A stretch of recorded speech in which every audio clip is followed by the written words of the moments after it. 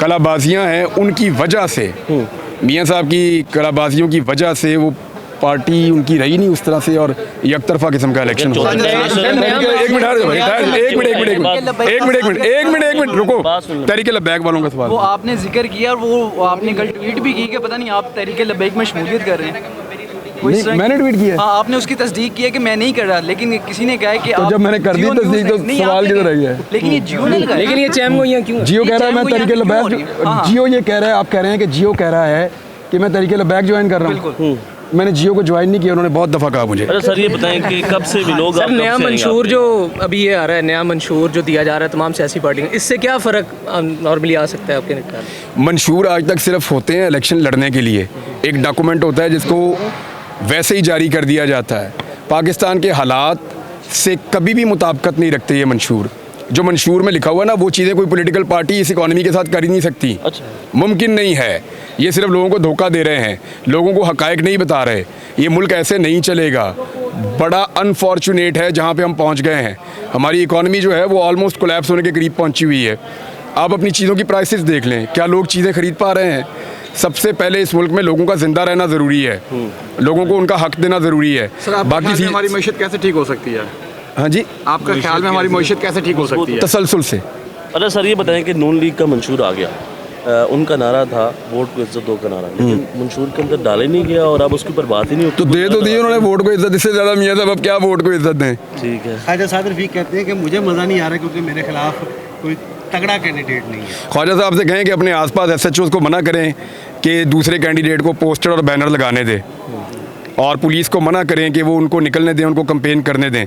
Khwaja Sahab police के कंधों पे बैठ के पहली दफ़ा कंपेन कर रहे हैं, तो उनको मज़ा कहाँ से आएगा? फिर बदमज़ा तो सारे ही हो रहे हैं। जो सियासी ज़हन का आदमी होगा ना, वो बदमज़ा होगा। जिसको थोड़ा बहुत भी सियासत का शौक़ होगा या जिसने मुकाबले की सियासत की होगी, वो बंदा बदमज़ा ही होगा बेचारा। सारे नवाज शरीफ की तरह तो नहीं होते। इमरान खान स्लोगन क्यों निकाल दिया गया? इमरान खान डील कर लेगा? हाँ जी, इमरान खान डील कर लेगा? इमरान खान डील कर, ये इमरान खान को आइडिया होगा। अगर मौजूदा हालात मुल्क की सूरत हाल क्या देख रहे हैं इलेक्शन के बाद? देखें, अगर तो इलेक्शन हुआ तो पब्लिक का कॉन्फिडेंस वापस आएगा, लोग एतमाद करेंगे सिस्टम के ऊपर, और फिर सिस्टम आहिस्ता आहिस्ता चलना शुरू हो जाएगा। लेकिन अगर इलेक्शन ना हुआ, मामला कहीं और निकल गया, या इलेक्शन के नाम के ऊपर एक कार्रवाई डाली गई, तो फिर बदकिस्मती से हम पिछले 2 साल में जिस भंवर में फंसे हुए हैं, उससे हमारा निकलना मुश्किल हो जाएगा। ये 4 दहशतगर्द जो अभी तक तो नहीं लग रहा पंजाब में, ये इलेक्शन को मुतासिर कर सकते हैं किसी तरह से? क्या चीज़? 4 दहशतगर्द जो कह रहे हैं दाखिल हुए हैं, ये किसी तरह से इलेक्शन को मुतासिर कर सकते हैं? ये रिपोर्टें रोज़ आती हैं, कभी हाईलाइट होती हैं, कभी नहीं होती। नून लीग बड़ी मुतमईन नजर आ रही है। ख्वाजा आसिफ साहब ने भी एक रिसेंटली सहाफ़ी के सवाल पर उन्होंने कहा जी मैंने 2000 सारी गल हो गई है। मैंने व्हाट्सएप किया था, मैंने कॉल नहीं की थी। सहाफ़ी अनस गोंदा ने सवाल किया था कि मैं 2018 में आपने जो है वो कॉल की थी बाजवा साहब को, तो कहते मैंने कॉल नहीं, मैंने व्हाट्सएप मैसेज किया था। तो इस दफ़ा भी कॉल करेंगे? नहीं जी। देखिए, नून लीग का ना जब इनकी गल हो जाती है ना, तो ये बड़े खुश होते हैं, फिर मुतमईन होते हैं। इन्हों की गल हो गई है। अब वो जो लोग उनको मिलकर आ रहे हैं उनसे आप पूछें। इमरान रियाज की किसी से बात हुई है? मेरी आपसे बात हो रही है। ECL से नाम निकालने के बारे में? देखिए, हाँ जी, ECL से नाम अभी जज साहब से बात हुई है, तो जज साहब ने केस ही मेरा वहाँ पे निकाल दिया। मेरे ख्याल में दूसरी अदालत में जाएगा बाद में। वो मुझे नज़र आ रहा है कि ये ज़रा थोड़ा टफ है, मुश्किल है। देखिए, मैं किसी को ब्लेम नहीं करना चाहता, मैं अदलिया को भी ब्लेम नहीं करना चाहता। कब से शुरू करेंगे? आज से इंशाल्लाह। अगर मेरा आज केस लग जाता है तो फिर या तो फिर एक आधा दिन मुझे रुकना पड़ेगा, वरना ये मुझे चीज़ें देखें, मैंने आज या तो पैकिंग करनी थी या वीलॉग करना था, दोनों में से एक काम करना था।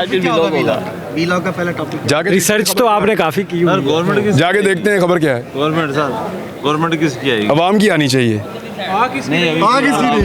देखें, अगर तो आप कह रहे हैं आ रही है तो वो तो पाकिस्तान तहरीक इंसाफ की हुकूमत आ रही है, और अगर आप कहते हैं लाई जा रही है तो वो तो नून लीग की हुकूमत लाई। सर बिलावल साहब ने जो मियां नवाज शरीफ साहब को कहा है कि आके मेरे साथ मनाजरा कर लें, तो ये किस किस्म का मनाजरा करना चाहते हैं? लूडो खेलेंगे बैठ के। मेरे ख्याल में मियाँ साहब को ले जाएगा उधर थरपारकर में, मियाँ साहब कहेंगे बिलावल आपने बहुत अच्छा काम किया, अब आओ मैं आपको अपने काम दिखाऊँ।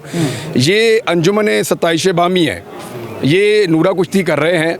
बिलावल थोड़े दिन पहले तक शहबाज शरीफ के असिस्टेंट के तौर पे काम कर रहा था, और हर जुल्म और जबर के अंदर पूरा शामिल था। सहाफ़ियों के ऊपर जो सबसे पहले जुल्म का आगाज़ हुआ, वो मुराद अली शाह वहाँ का वज़ीर आला था, वहाँ पे उनके ख़िलाफ़ मुकदमा दर्ज हुए, चाहे कोई भी सहाफ़ी हो। तो ये बिलावल एंड कंपनी एग्जैक्टली उसी लेवल की ब्रूटैलिटी के अंदर, जुल्म के अंदर शामिल है जिसके खिलाफ अब वो नूरा कुश्ती करते हुए आवाज़ उठा रहा है। Actually they are part of game, वो पूरे पार्टनर हैं, यानी जिसको कहते हैं ना पार्टनर इन क्राइम।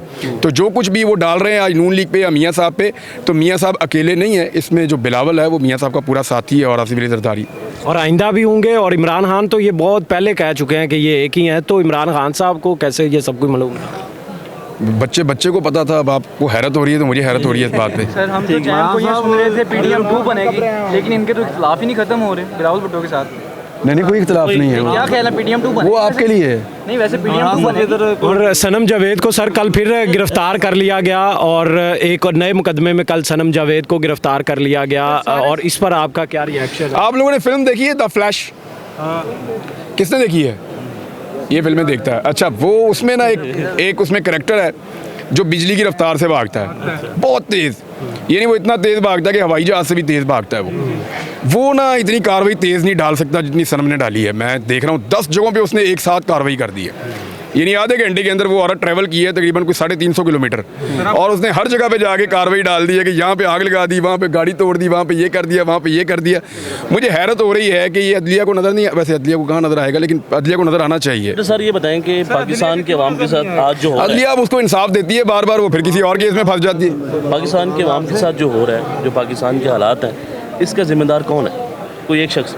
पाकिस्तान के साथ जो कुछ भी हो रहा है, देखें उसके ज़िम्मेदार बहुत सारे लोग हैं, बहुत सारे लोग हैं, किसी एक को आप ब्लेम नहीं कर सकते। लेकिन एक आदमी है जिसका नाम नवाज शरीफ है, उसने हमेशा निज़ाम में से गंद डालने में सबसे ज़्यादा सहूलतकारी की है।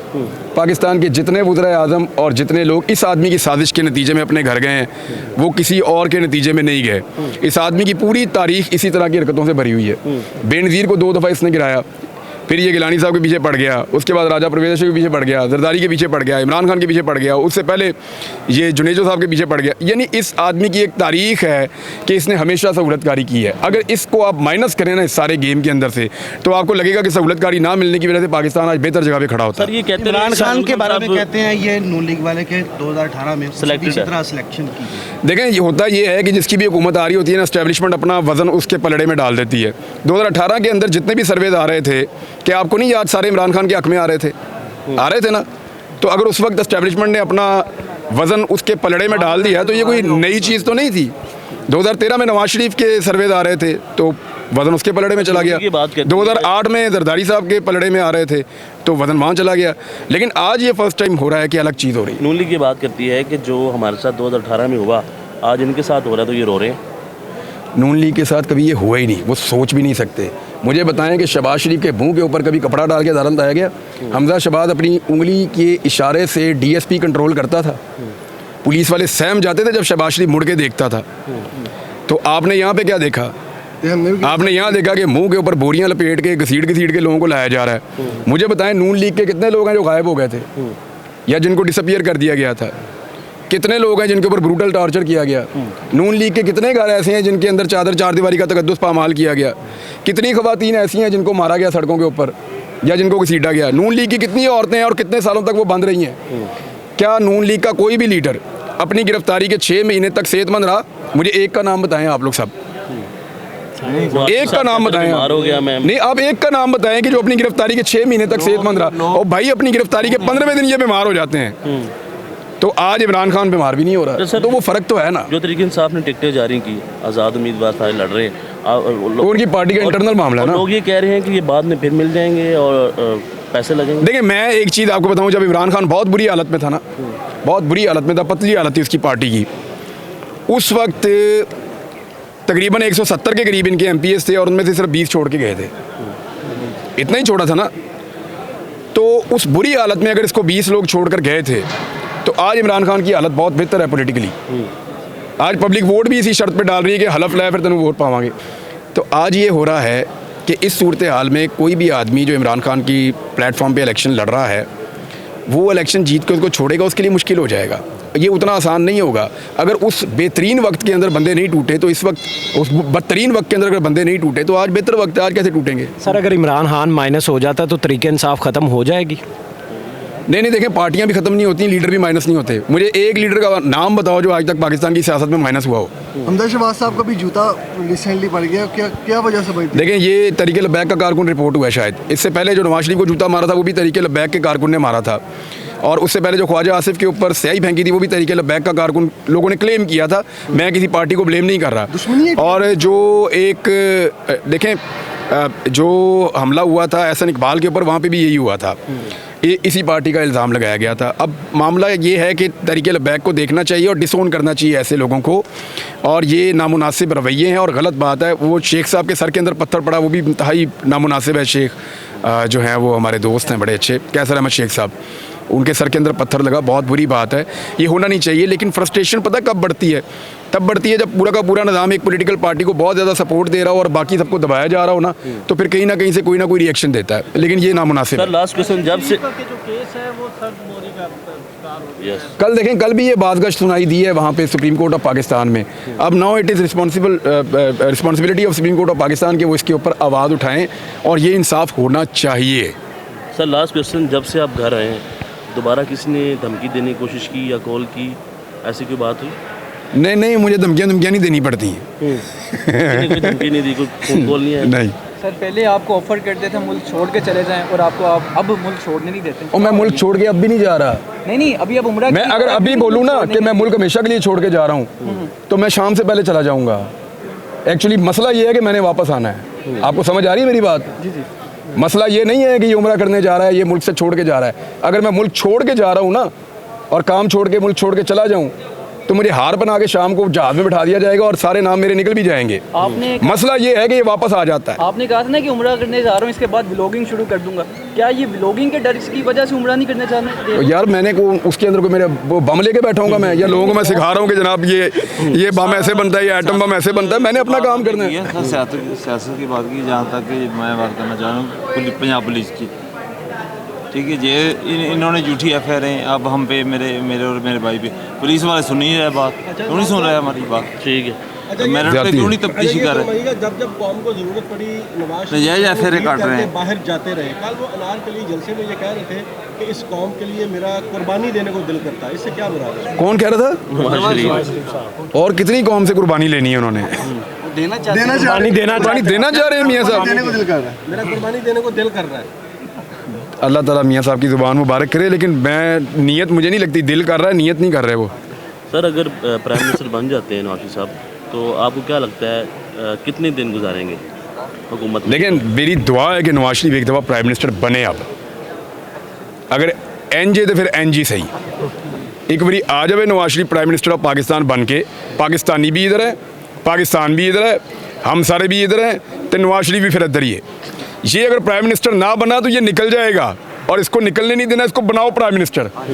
ये इधर रहे, हम इसको बताएंगे पाकिस्तान का प्राइम मिनिस्टर, फिर इसको रोज याद दिलाएंगे जो ये कहता था। सब मतलब आप नवाज शरीफ साहब की कंपेन शुरू कर रहे हैं आज से? मैंने कर दी अभी कर दिया।